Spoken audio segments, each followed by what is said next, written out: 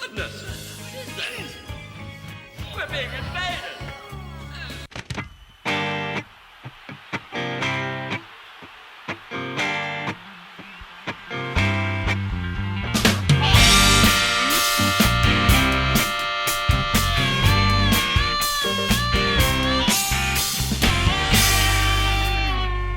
And welcome to the Joust. My name is Naggy. I'm here once again with my co-host Liam McNeil. Now, Liam, we're both wearing hats. We are. Both corduroy. We love hats. We do like hats, especially corduroy hats. Corduroy hats. I'm wearing a hat because my hair's quite long at the moment. I need a haircut. But you've preempted this, and you've got a haircut yourself. I did. I went and got a haircut today. I was sick of looking like a silly person. Yeah. I was looking like a human who's not serious about life. Mozart. I decided I did. Yeah, very much like a Baroque composer's wig. Yes. But with less powder. Yeah. So I decided I want to look like a serious human being. I want to take life more seriously. Yes. And I got a haircut.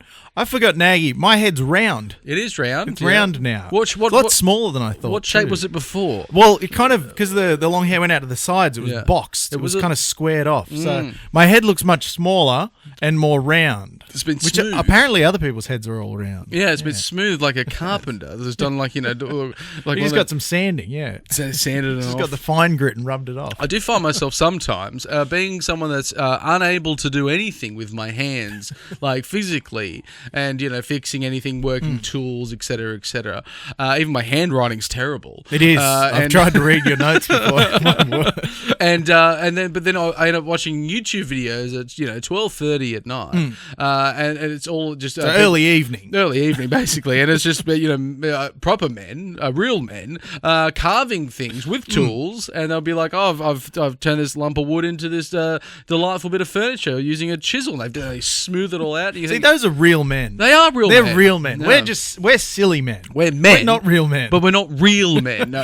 Is that great? And there's always that thing, boomers always say, "Oh, you kids, you millennials, you couldn't build a house." I was like, yeah, well, you can't work a forge and, blacksmith a sword. Your blacksmithing skills are far worse than a 9th century Saxon. Also, those kind of people that said, well, you can't do anything with your hands, often can't rotate a PDF file. Yeah. So it's... That's it. If we switch everything to PDFs, those people are absolutely rooted.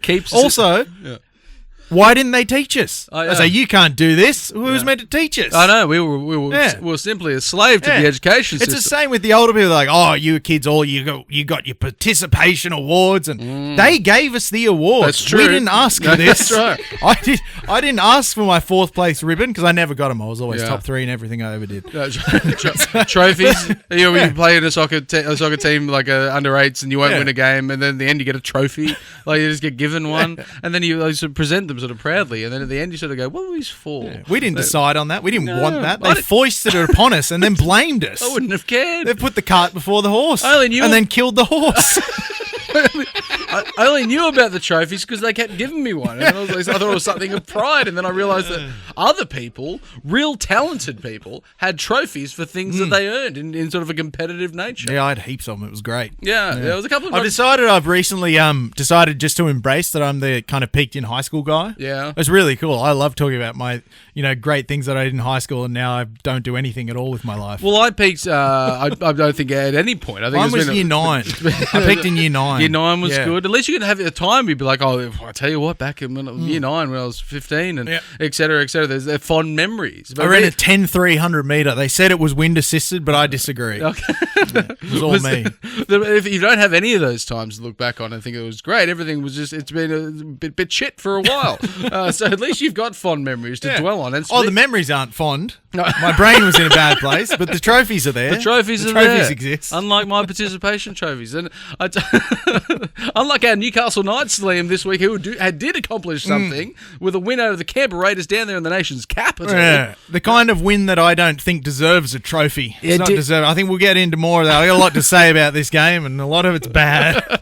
A lot of it's bad. It's going to be excellent to be able to watch all of the Newcastle Knights and all the football coming up. Game 3 of State of Origin at the very own Wicco, the Wickham Park Hotel. The Wickham Park Hotel is going to host us, the Joust, on Game 3 of Origin, and I think it might be the social event of the year. I think so. Put it in the calendar. We'll certainly be there. We wouldn't miss it. We've got the footage there from the Wickham Park Hotel after the win against the Canberra Raiders.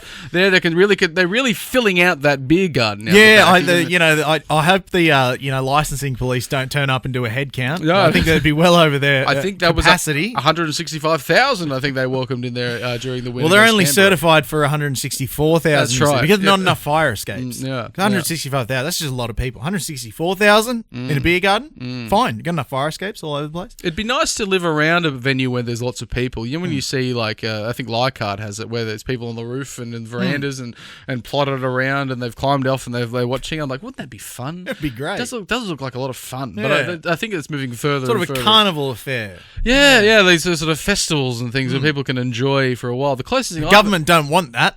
They don't want you to have fun.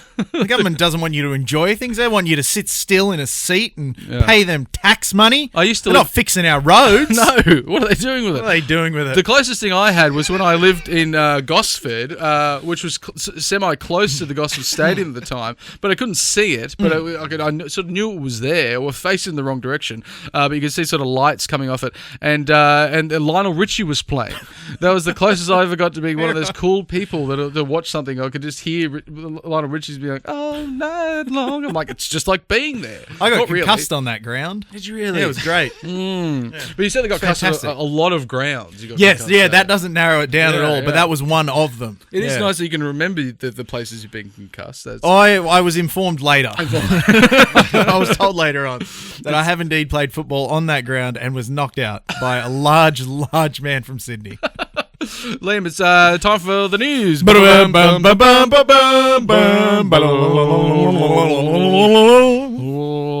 Kaylin's joining in with the balloons.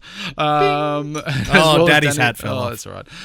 Liam, it's been disappointing news for Shark supporters and New South Wales supporters as well, because I don't think this bloke has done anything and just wrong. Supporters of good human beings. Yeah. Just supporters of people who are nice. Yes. And wholesome. Wholesome people. And before we get into the negatives about this wonderful, nice, wholesome man, Nico I would Hines, like to... we're talking about Nico Hines. I would like to tell a good story, because the media, the corporate shills, they thrive on sadness and misery and pain and controversy.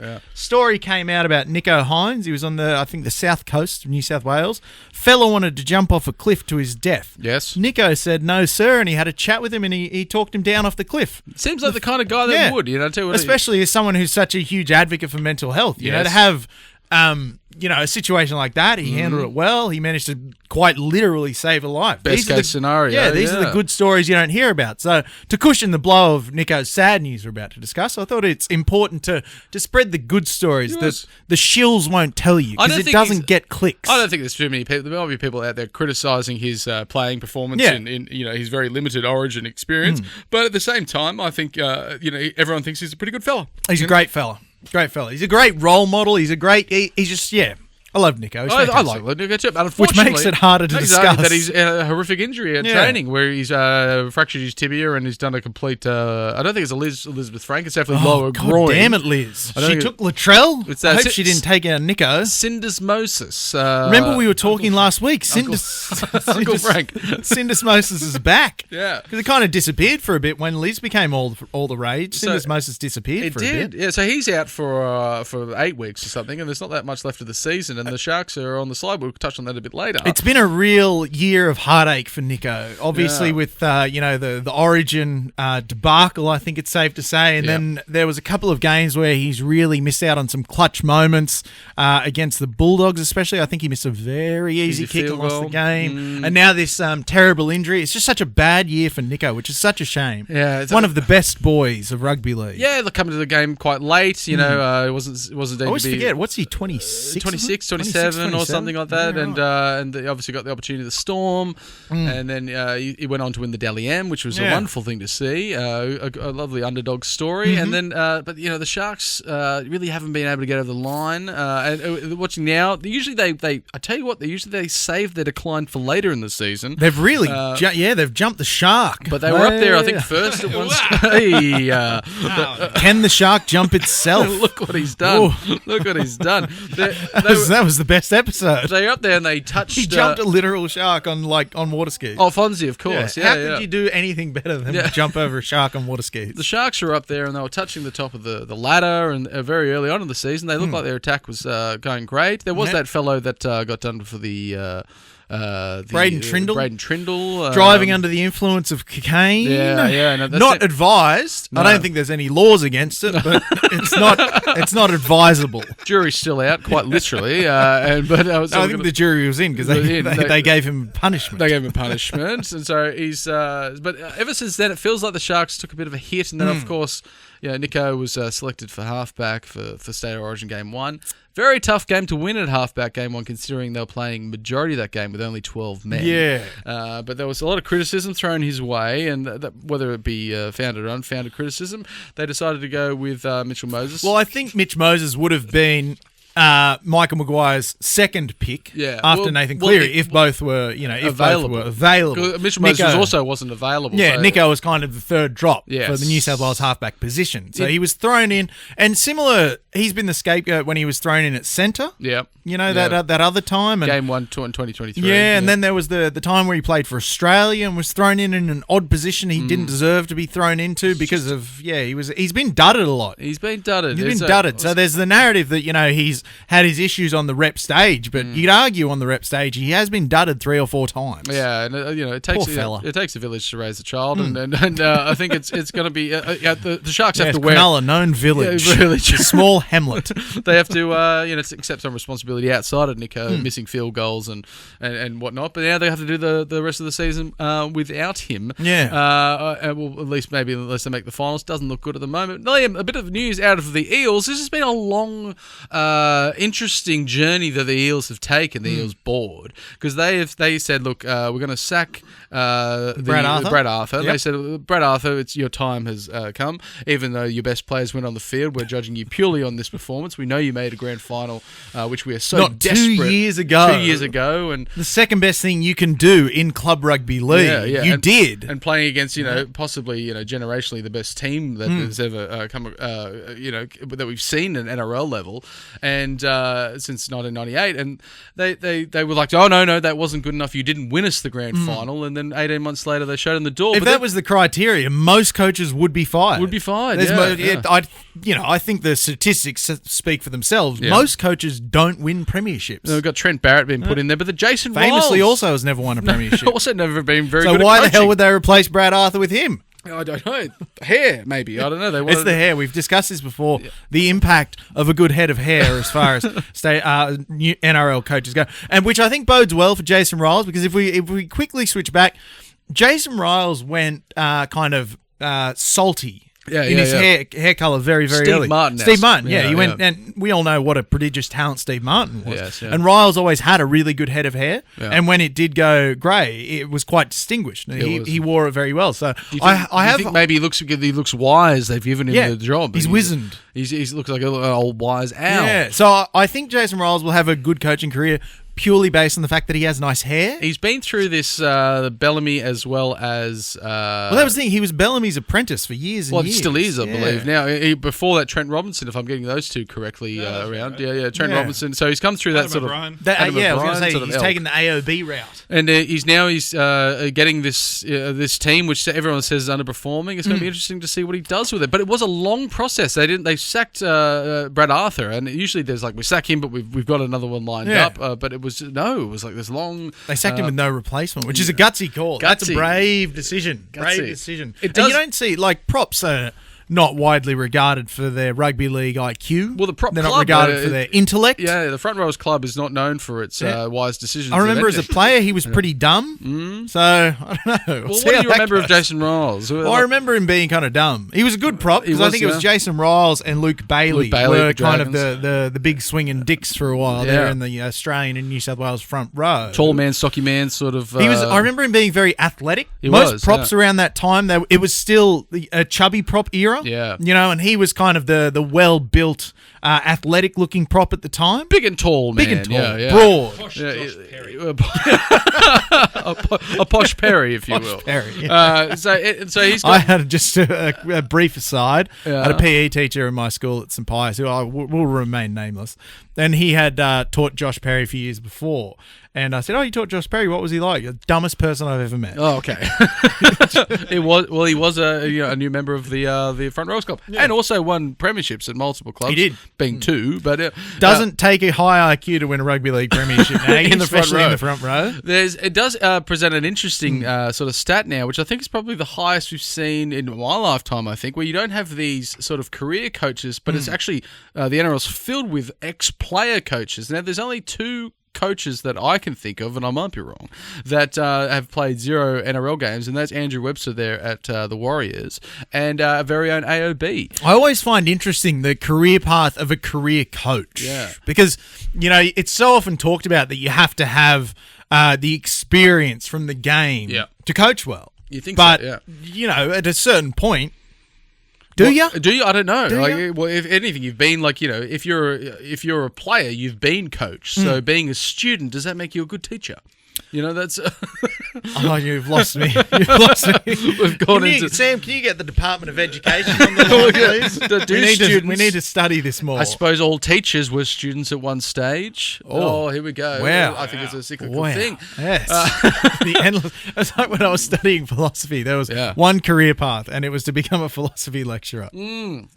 A very self-fulfilling prophecy, if you will. It's the only job you get with a philosophy degree. But Liam, we've got a very important game coming up in basically some would say the most important game of the season. A decider in State of Origin. This is really what the greatest it's all about. gift that a god can give. Yeah. A State of Origin decider. Confidence is high, confidence is low, confidence is mid. Confidence is everywhere. Yeah, it's everywhere. Everything is confidence. Both sides, it's really going to be, I'm not really sure which way it's going to go. It does feel like we've been in this position many times before after winning Game 2, going up to Queensland, only to cop a good stiff foot up the bottom. I think, has there been 5 deciders played at Suncorp? I think about that, I think New South Wales won 0? Well, deciders, we haven't won up there. If it goes to a decider, last time was 05, and that only took the greatest player to ever play the game to get us over the line. So whether we have that or we don't have that now, I don't think we do.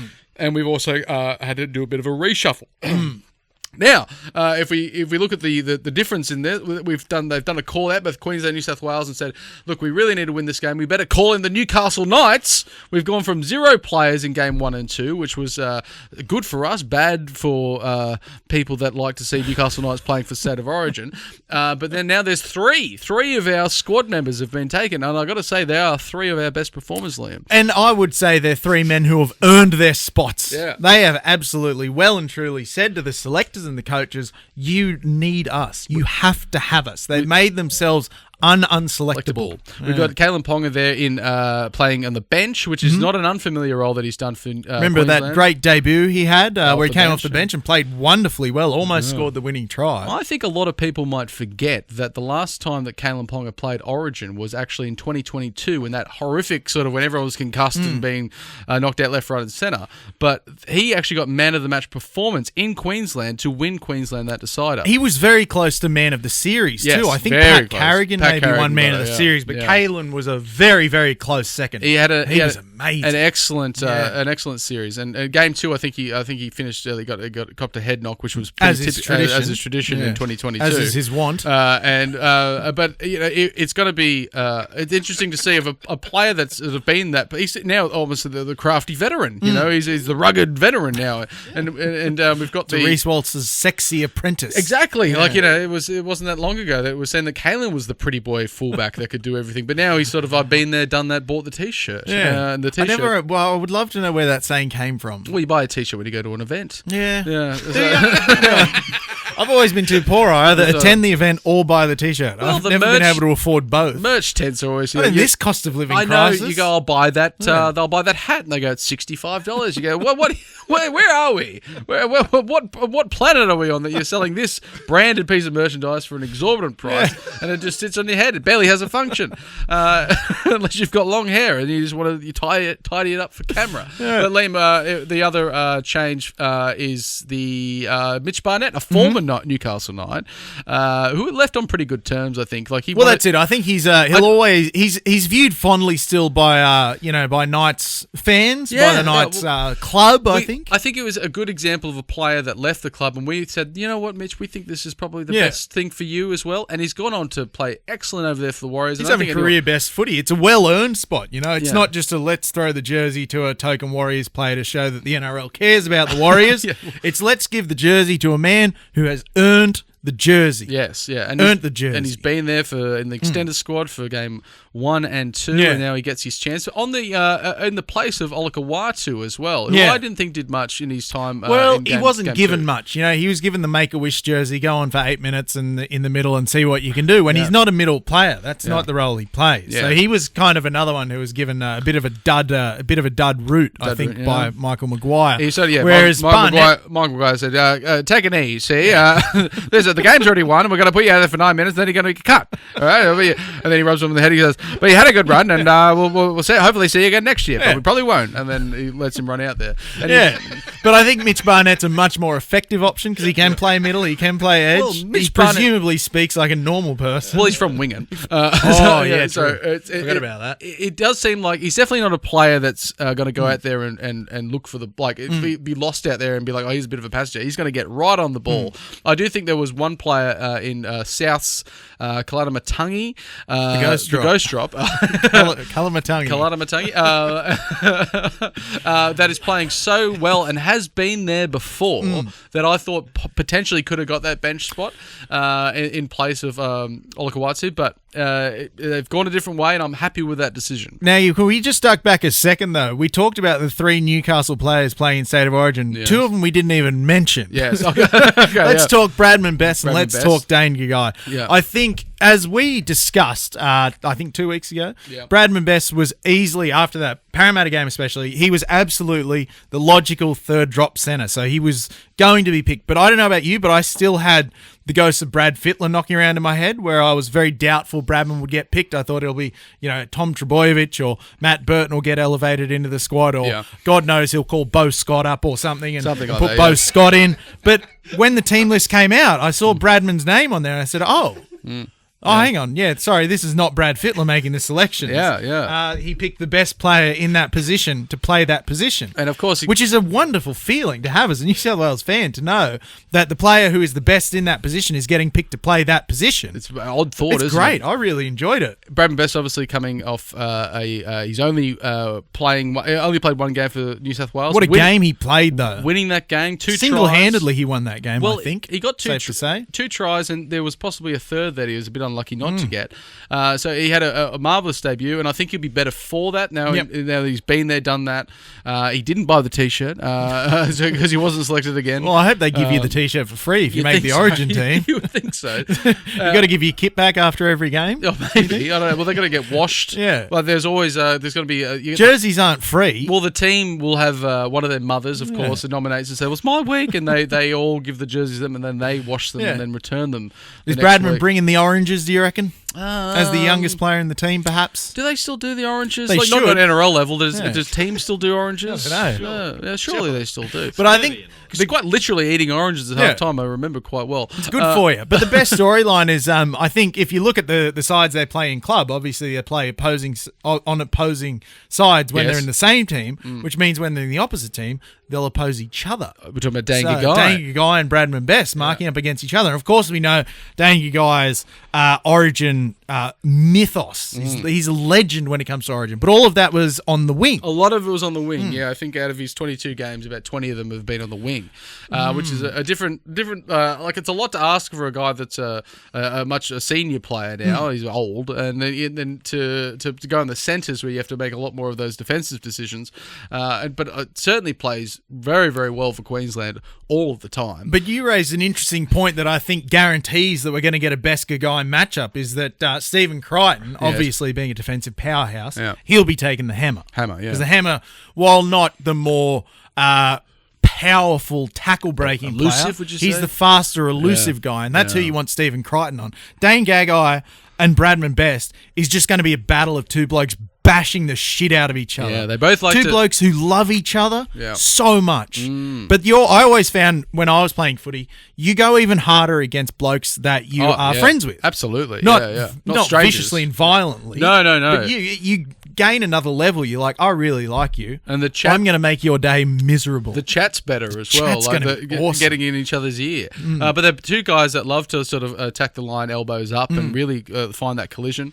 But they run violently. They run do. Run to cause pain. They run with the intent of hurting their opposition team member. Yeah, I don't know what happened there. It's almost you ran out of puff. Kurt Capewell's been selected for Queensland, another older sort of stalwart of that side. Notably selected against David Fafita. Which is, again, boggles the mind. I don't know it if really that's boggles the mind. It's going to be one of those things that if they win the game, it will seem like a master stroke. If they lose the game, he'll have all of the meter going after the bush poet himself. Because the other player he's been picked ahead of is Jaden Sewer, who's also having a good year. He's also a powerful man. He can put hits on, he can break the line, offload. Kurt Capewell can kind of He's more square. Thumbs up, do good. Yeah, like he can find the try line as well. And of course... old reliable.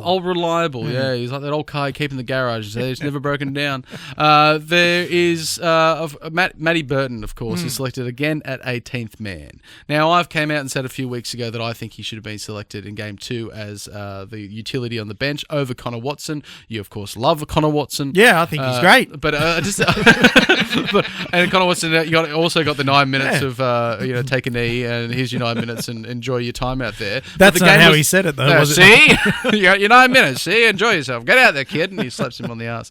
I wish I could be Madge's hand in that instance. So now you got Matt Burton, again, 18th man, that he's been several times before. Game 1, he was 18th man. I wish we had Burton. I'd feel safer with Burton on the bench, that if there was a backline injury, that Burton just come out there and kick the shit out of the ball. Well, that's the other thing I think we're going to miss with not having Matt Burton there is the bombs. Yeah, and if it's a tight game, the bombs. If it's a tight game, Liam, and you had Burton there on the bench, and you think just put him out there, and then you've got another person who can kick a 40-metre field goal. And I know he misses a lot of field really goals. can smack the shit out of it, can't he? Yeah, he's kicked 2 field goals in the last 2 weeks. You'd think it's almost like at some point one of the Steeden brothers offended him, and he's like, anytime I put boot to one of your products, I'm going to try and break it. One of the Steeden brothers. The Steeden, they have such high quality assurance that he's never broken one. Oh, I call it insurance. I've cut my hair. I feel like I've lost all of my speaking power. Speaking ability. The hell? It's we're all looking forward to watching the State of Origin again at the Wickham Park Hotel,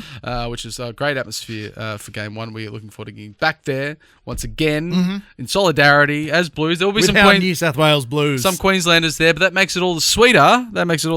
When New South Wales win and you have someone to point and laugh at. And then of course, Queensland win, they're outnumbered and they can't be too boisterous about their own win. They will be boisterous. But then you tell them to shut up. Yeah. No one cares anymore. And then we just focus purely on the Newcastle Knights. Speaking of the Newcastle Knights, we'll be right back to talk everything Newcastle Knights. Canberra Raiders game, Manly coming up. Be right back. Welcome back to the second half of the Joust. Now, Liam, it was the Sunday telly game, which is always pretty exciting because it feels like match of the day. A lot of people are watching. There used to be a marquee event, the Sunday match of the day. Yes. Back in the days when Channel 9 was the home of rugby league. They wouldn't even play the thing live. No, it wasn't live. No. You got your delayed Friday game that was cut down to an hour because of Burke's fucking backyard. Yeah. And then you had the Sunday game, so you had to turn all the radios off. You couldn't talk to anyone for 2 hours lest they spoiled it. The radio existed, and so a lot of people satellite access to the thing, as well as phones existed right up until this point when they changed. It was like 2013. Everyone had a smartphone, so it made the whole viewing experience very, very dull if your team was losing. But it does still feel like a marquee event. It does, the yeah. 4 o'clock Sunday game. Well, the Knights don't get many of those sort of free-to-air games. It feels like we always get shuffled away there in the Saturday 5:30 slot. Or the Friday graveyard slot. Or the 6 as o'clock well, on yeah, Friday. 6 o'clock Friday. So yeah. it's nice that they sort of they gave us this, but then... And to be fair, for years, there was many years where you didn't want to watch the Knights play football on television. Yeah, so, for ratings reasons, I get it. You had to watch it with one eye shut and squint the other one and say, please, no. And then hope. And then it was a lot of hope involved. But Liam, we're coming off a very gutsy, high point scoring win against Parramatta the week before. Semi-final intensity type game. Huge crowd there, and I think when you got a huge crowd, a lot of time the football just it goes up to that level. Yeah, but I've been looking forward to talking about this game so much so because I never ever want to watch, think, or talk about this game ever again. Yeah, I hated this. 60 minutes, I had a really enjoyable time. I had a great time for about an hour. Yes. But then for the rest of the night, Brittany had to keep reminding me every 45 minutes that the Knights had in fact won the game. Yes. Because it didn't feel like it. It was very hollow. I felt at the end not a sense of relief. I had a sense of just, well, guilt. Fuck. Guilt. Yeah, Guilt. It was the Catholic guilt washing over me. It's like, we won, but should we have? Should we? I didn't get to enjoy it. I didn't get to revel. I didn't get to do anything except sit and sulk. There was certainly a lot of the bulk of this game, rather than the sulk of this game, was the bulk of the sulking was terrible. The bulk of the sulking. The Knights looked like they were playing much, much better than the Canberra Raiders, and we thought at any moment they'll be like, "Ha! Now we're really going to put the foot on the throat and really drive it home." There was so many points in that game where I was like, "All right, we're putting another 20 on." And we saved the best, or I say the worst. We saved the worst for the last 15 minutes, which is the worst time to save the worst for when the game's in play. When Gago went over in the 43rd minute, I was like, "Here we are, boys. We're on one. We're going to trouble the scorers today." I know there was 2 key outs with Phoenix Crossland, and then. Which imagine saying that 4 years ago. Phoenix Crossland is a key out. Well, he was he's now a preferred number 9. It made Jaden Brayley play 80 minutes at hooker as best he could. I think he came off it for a little bit. We didn't have any other recognised hooker in the team. Like you mentioned before the show, Jackson Hastings was at the same time trying to play hooker and first receiver. First receiver, yeah. Which is tough. Everything. That's a hard thing to do. Did he do it well? Well, I tell you what, Jackson Hastings, for the slowest halfback in the game, of course, he's had his leg broken, 27 times. He's got. It's mostly metal. Remember that? His whole lower groin's all metal. All metal. At this point. It's basically robotic. But I tell you what, I do think he's still the fittest person in the team, and commands so much of the ball. He's really that halfback. He's not. Flashy in that sort of sense. But he's a ball dominant halfback. They call it. He likes touches. He likes getting the ball. And what we learned in this game, he hates passing the ball to Kalen Ponga. He does. Yeah, There was certainly he despises it. It felt like at least in the second half there was periods there where he just chose not to go to the Kalen Ponga side, and I think. Will Price decided not to pass it to any players at all, which I thought was odd. Yeah, Jackson Hastings picked one person not pass it to. Will Price picked everyone to not pass it to. In Will Price's defence, in the 19th minute, he decided to pass it to the touch judge rather than to one of the players, because obviously at the corner of his eye, he saw a person there running alongside of him, and he thought, "Here's a beautiful There's a warm pass." Body. Yeah, and then threw it. He's got 2 feet and a heartbeat. He can run the 80. He let it sing, and then the touch judge just watched it drift right past his chest and put the flag up. And that was one of those key sort of momentum killers where we really did feel like we had the upper hand, and then we just sort of we invited Canberra back in. They invited us to the Canberra Stadium. All in all, it was a polite game. There was a lot of invitations. Polite, we invited them back in the game. They invited us back into the game. Both teams invited their fans to be miserable and sad for a couple of days. Yeah. It was really very polite from both teams to invite sadness upon thousands of people, really. Disappointed everyone. Disappointment all over the place. I tell you what, I went to Canberra 2 weeks ago. Why? For a party. And, yeah. And when going into Canberra town, because I've done like the Quest Con and like thing when you're in school, and I've been there a couple of times driving through, not a destination, to sort of I'm stopping at Canberra as a bit of an island there because they sell fuel and food, and then you continue on to where you actually want to go. But this time we actually sort of went around Canberra for the day, and it's a little bit 1996. It's a bit of the Bernie Inn sort of. It feels like a moment stuck in time. But See, if it was me and I was having a party in Canberra, my party would just be spending 2 days at the War Memorial. Of course, yeah. I'd be the only one enjoying it, but I'd have a great time. Yeah. There was chat about when on another podcast where John Bateman spoke about how when he was signed, he didn't do a lot of research about where Canberra was and assumed that every place was sort of East Coast adjacent. And then he was picked up at the airport and he was sort of driving to Canberra and he was sort of thinking, hang on a second, this doesn't look too... the old bait and switch. Yeah, Bateman and switch, perhaps. and it was like in January 10th or something. So it would have been warm. It's muggy. Well, Canberra's also like made up so much of like public servants and people that are sort of adjacent to the government, and they were all on holidays. Nothing of value would be lost if Canberra was burned to the ground, except the War Memorial. So then there was no one there, and then he was, and he didn't know anyone. There was some other English players that were coming after, but he was like, "Well, I don't really know what to do." And he said to the club rep that picked him up from the airport, sort of like, "Oh, what can I do? I don't really know anyone." And then the club rep said, "Oh, don't you know anyone? It's all right. Tomorrow I'll pick you up and show you the War Memorial." And I think at that point he made it. He fell in love with the city. He realised he made a terrible enamored. mistake. Yeah. Especially the Gallipoli exhibit where they said, "You English, you really fucked us there." Yeah, it's a lot of anti-English sentiment. So that was John Bateman's experience in Canberra. Newcastle had a slightly better one, still depressing. Yeah. When obviously we had the two turning points, I think, of the game. One, Will Price throwing the ball out, and then another one, Kalen Ponga, when it looks like it was certainty to score. And this is when this is sort of a turning point for Kalen's game because he was playing really well. He was beating tackles, making big steps on that, dodgy lower groin of his, the lowest groin being the lowest groin. He did an amazing try saver where he pirouetted and stopped two men at the same time. Yeah. That was incredible. And then he decided to throw a short ball. He tried to throw a short ball to Kai Pearce-Paul. Kai Pearce-Paul, in Kalen's defence was coming a little bit shallow, and then Elliot Whitehead, another good, honest English North England Englishman, just plucked the ball out of the air, and then they ran 90 and scored. Who was the Weeks? K.O. Weeks. Yeah, it's interesting as well that Elliot Whitehead was playing in this game against Will Price. As we all know, we discussed last week, Leon Price, Will Price's dad, English rugby league legend. But quite interestingly, Elliot Whitehead played with Will Price's dad, Leon, at Catalan Dragons. In Not France, only yeah. that, I only read this story before the show, and it's a fantastic story. Wonderful, Not only that, Elliot Whitehead couldn't speak a lick of French. Now, Will Price, being 10 or 11 years old, had been living in France for years. He was fluent. So whenever Elliot had to go down to the shops, he'd say, "Will, come down and translate for me." Yeah. And, a little bit of kind of full circleness. It is. Coming It's nice. back. And then Played with his dad, played against his son, and, there you go. It's nice. It's wholesome. It was. Did you think, I said, did you think with an F?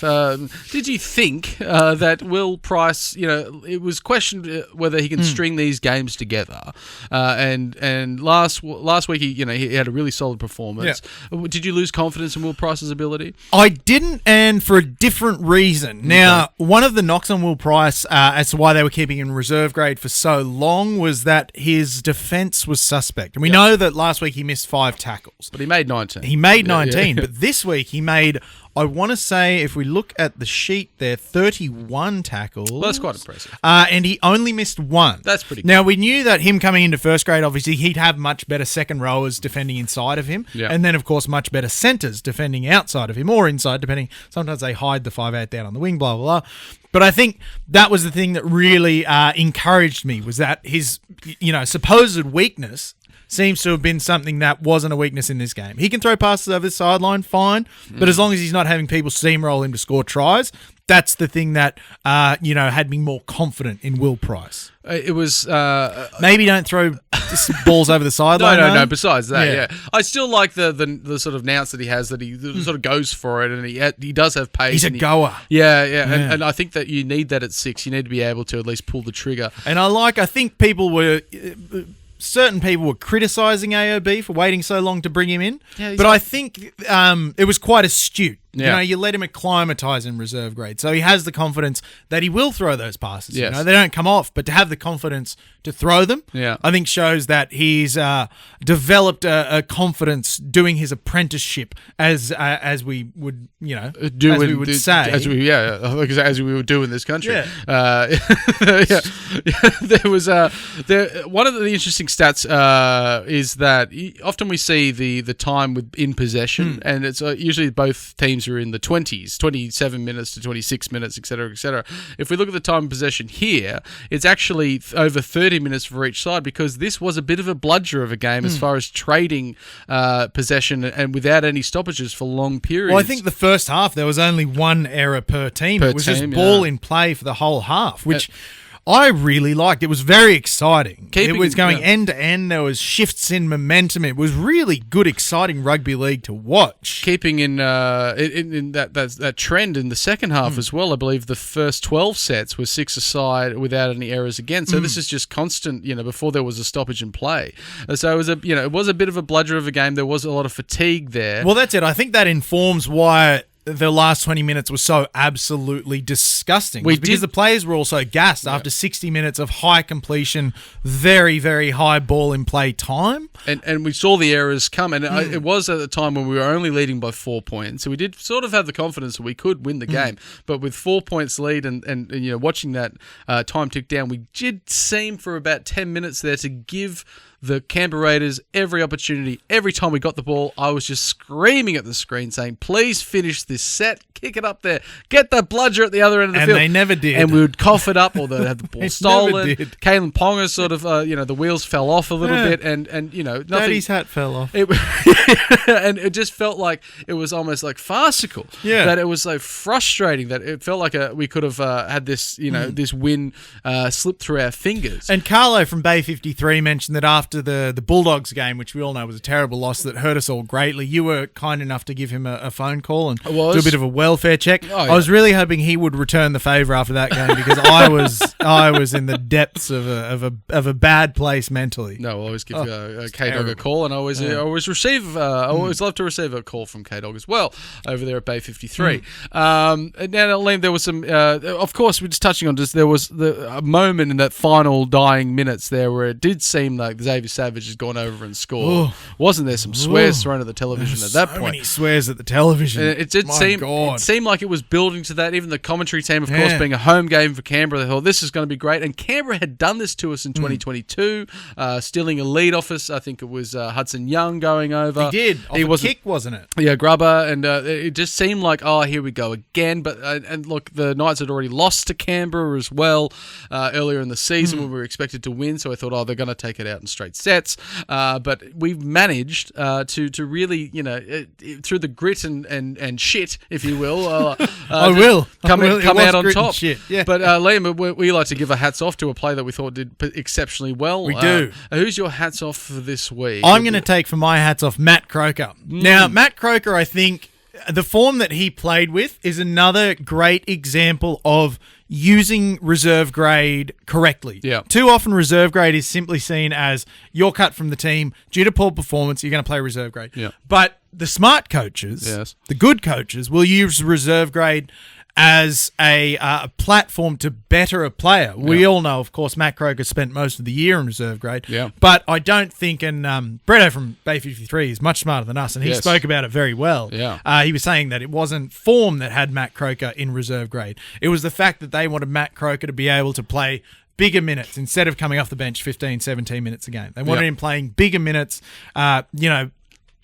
working hard on affecting the game much more strongly for longer periods, and I think that showed in this game. He was very, very effective. His stats aren't, mind-blowingly amazing. But 109 metres off 9 runs, but these runs were very potent. The manner in which he played, he was manoeuvring around the field well. For a fellow who looks kind of big and sloppy, he moves really, really well. You had a great analogy as to how he moves. Naggy, would you acted out for the people watching at I home. was saying a little bit like he's one of those inflatable clowns that if you hit it, they fall and they come back. Yeah. But it's sort of like he takes a step and his lower half of his body's already moved in that momentum, but his upper half remains in that position. And then as they come to tackle him, his body just swings out of the way and then rewrites itself, and then he continues on. It's quite something. And it's like he's like a fluid man. It's like when you tip over a ship with a long rudder. Yeah. It just goes straight back up. Yeah. Oh, there you go. He's like the long-ruddered ship. He's a long-ruddered ship. Makes it sound like we're making comments about his penis. We don't know whether it's long or not. Can't confirm or deny. If anyone out there knows, please give us a call. So my hats off goes to Matt Croker. Nagy, best game of the season for Matt Croker, which I'm happy to see. Yeah. Well, he hasn't played many. No. So but it's a small pool. He's got his opportunity. I think he's found his position as a lock. Dang a guy for me, Liam. Now he was itching for a Queensland jersey, and he knew it was on the line. He knew. Billy must have called him through the week and said, "Hey, I don't know who I'm going to put in the centres, Dane. Do you have an idea of who I might be able to put in?" And he says, "Have you thought about this guy?" And then he put out there with 24 runs, 2 tries, over 230 running meters, as well as 10 tackle breaks. Like he was in everything. That's a lot. He was in everything. Double-digit tackle breaks. Yeah. That's pretty insane. And the try that he scored in the 43rd minute, I think it was the second try, where he went through what I've decided to call the KPP void. Yes, you had KPP running the decoy hard unders line. Yes. You had KP running the decoy overs out wide line. Mm-hmm. Bam, you have a space. You could have, like, the Pasha Bulker could have fit through there and it wouldn't have landed on knobbies. Yeah. And to see him go through that gap on a play that rarely would come off outside of a training run, that was one of the most beautiful tries I've ever seen. It was rugby league poetry. Sweeping around from his non-preferred position. And I really think there's also the KPP element, if you will, that you can't do with any other player, is that he wears the headgear, he moves a certain way, defence watch him and watch him to act. Obviously, Elliot Whitehead knew his game very well, but like he attracts attention that if you put someone else in that position that doesn't have that same nous and fame and celebrity, and what's he going to do? We're watching him carefully.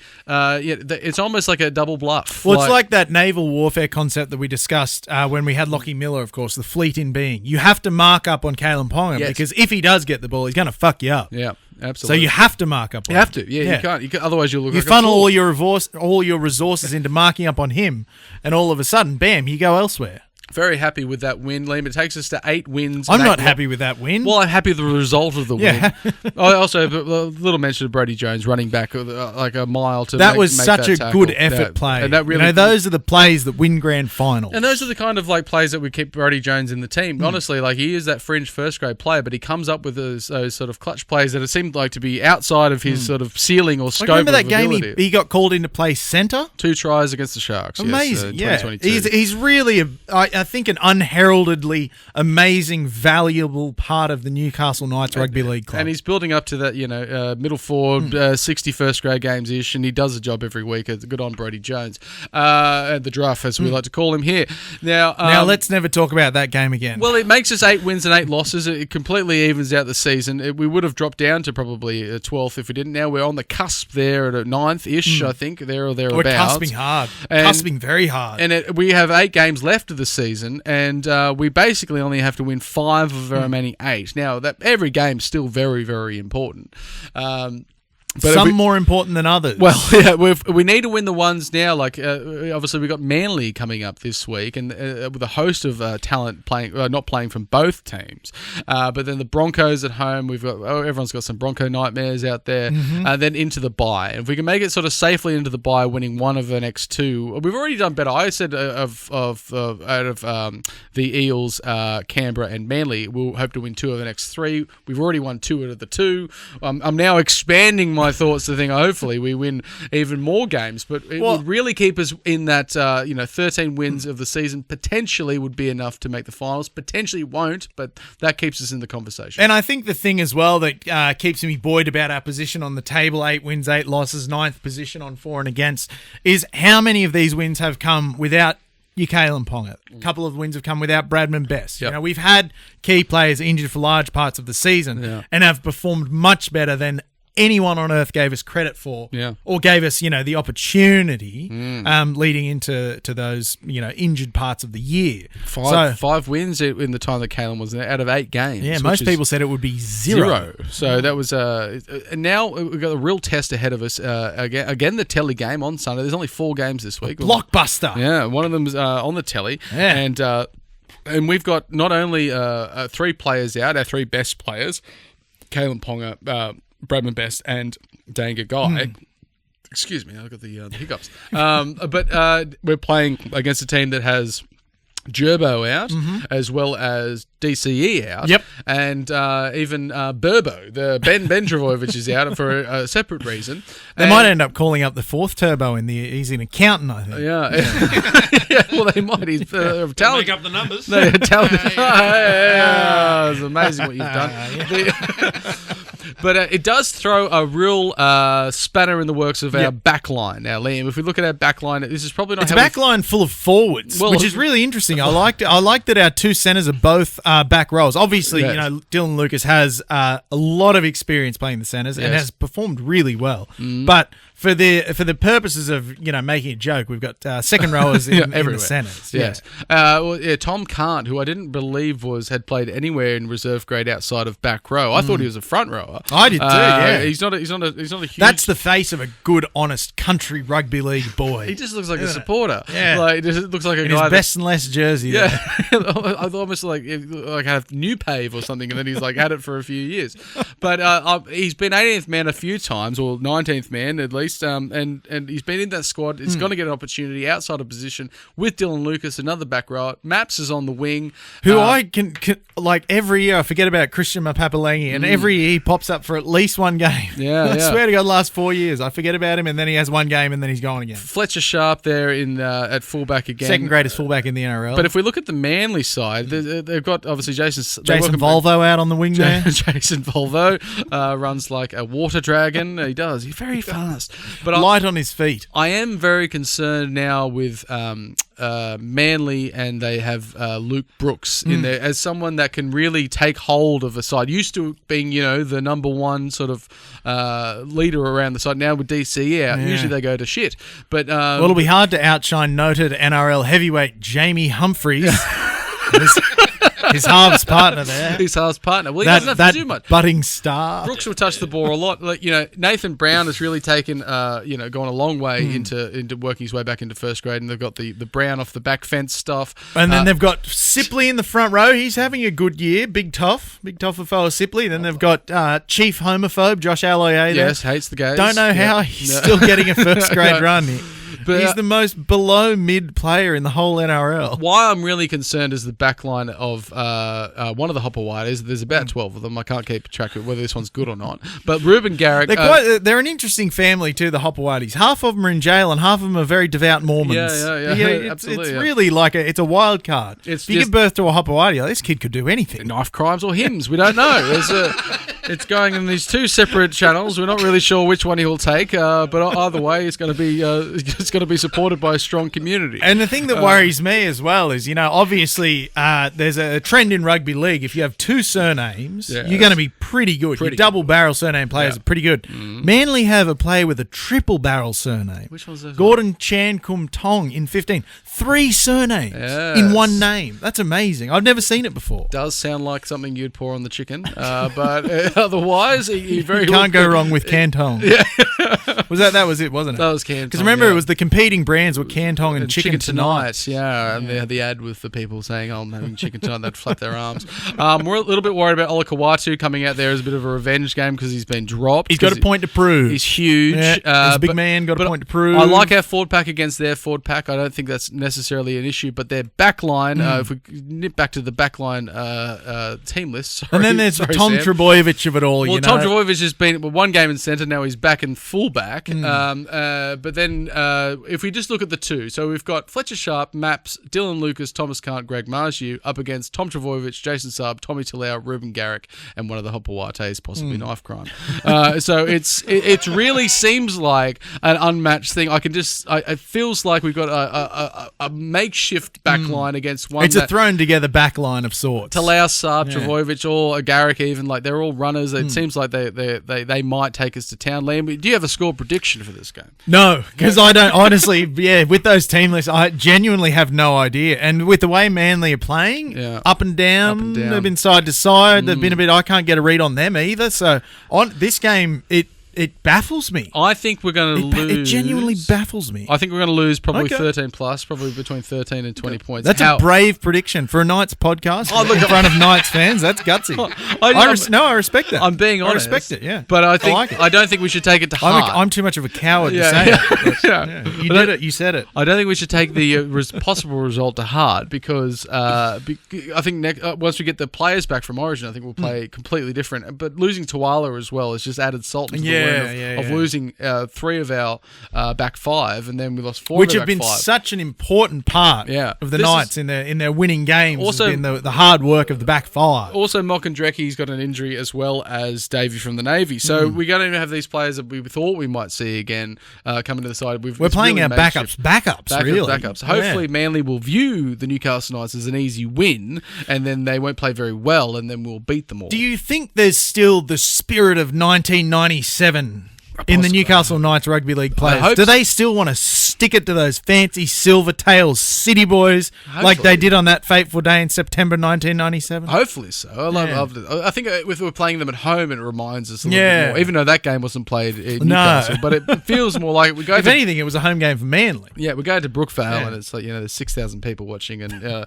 going to be no one there. I think at this point, just because all the Travojevic isn't playing, and or Gerbo and Burbo and DCE. All the bows. But, it does feel like a game that Turbo's going to put his hand up and say, well, I think... Do you think he's having a point to prove game? I think Turbo and Olakawadu are both sticking the forks up to Madge and saying, hey, buddy. Yeah. Hey, fella. You didn't call. What's wrong? I think so. Please call. I think that might be the case. So it's going to be interesting to see, and we'll be watching at the Wickham Park Hotel there on Sunday. Joyously. As well as, of course, Origin only mere days later. No, we'll be watching here at the Den. Yeah. In the Gents there at the Wickham. At the Gents at the Wickham Park Hotel, hidden away. Having a bit of a Joust... extravaganza. Joust grill out. And then again watching the grilling meat. There's and then again watching bongs. Returning straight back here at the Wickham Park Hotel to be watching State of Origin, Liam. State of Origin game 3. Love it. The most important game of the year. Grand finals, who cares? But really, it's all about State of Origin game 3. Wickham Park Hotel. It's going to be wonderful. $6 beers of 4X Gold. $2 wings. $1 wings. Yeah. Cheap Joust burgers. Cheap Joust burgers. We love it. We can't wait. If you like us, please like us on SoundCloud, Instagram, YouTube, Facebook, Spotify, TikTok, all those social pipes. Oh, still no Twitter. Still no Twitter. Hopefully next week, Justice, we'll see right before State of Origin to be celebrating 3 wins on the trot for Newcastle Knights. But apparently, and then 2 wins on the trot for New South Wales the following week. That'll be wonderful. And then Newcastle Knights will win the grand final, and we'll all be celebrating. We'll see you there, guys.